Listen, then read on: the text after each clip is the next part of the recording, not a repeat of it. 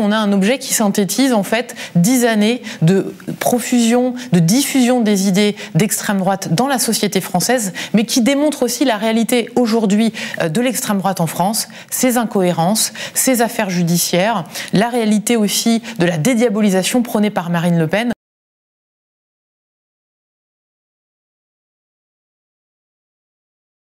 Alors on s'est dit en fait qu'on était à 3 mois de l'élection présidentielle et qu'il fallait raconter ces 2 grosses candidatures d'extrême droite, Marine Le Pen et Éric Zemmour, raconter la réalité de ces 2 candidats et de leur parti, mais raconter aussi finalement comment ces idées d'extrême droite ont imprégné le débat public. Les thèmes de l'immigration, de l'islam, de l'identité ont aujourd'hui complètement confisqué l'espace public. Comment ces idées sont arrivées là, que Marine Le Pen et Éric Zemmour réussissent ou non à passer la porte de l'Élysée et gagner l'élection présidentielle, leurs idées, elles, d'une certaine manière, ont déjà gagné ou en tout cas envahi l'espace public. Elles ont un petit peu contaminé les partis de droite, elles ont contaminé même des discours chez certaines personnes à gauche en imposant ces thèmes-là.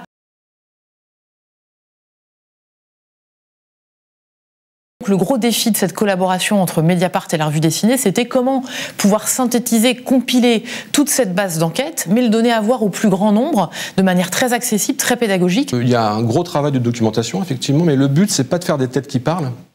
Le but, c'est vraiment de faire une bande dessinée avec des personnages. Donc le travail graphique a été notamment de travailler beaucoup ces personnages-là, pour qu'ils existent en tant que personnages de bande dessinée, qu'ils soient intégrés dans une narration et qu'il y ait une fluidité.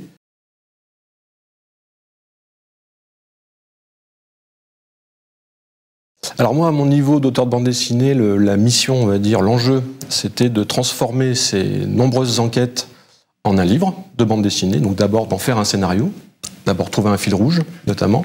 Alors le fil rouge qu'on a choisi pour le scénario de ce livre, c'est les chats. On sait tous que Marine Le Pen est fan de chats, elle en a une dizaine.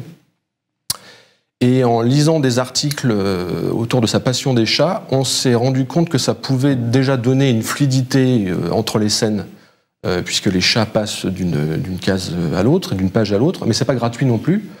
On a trouvé que l'utilisation de ces chats était un symbole de la dédiabolisation de Marine Le Pen.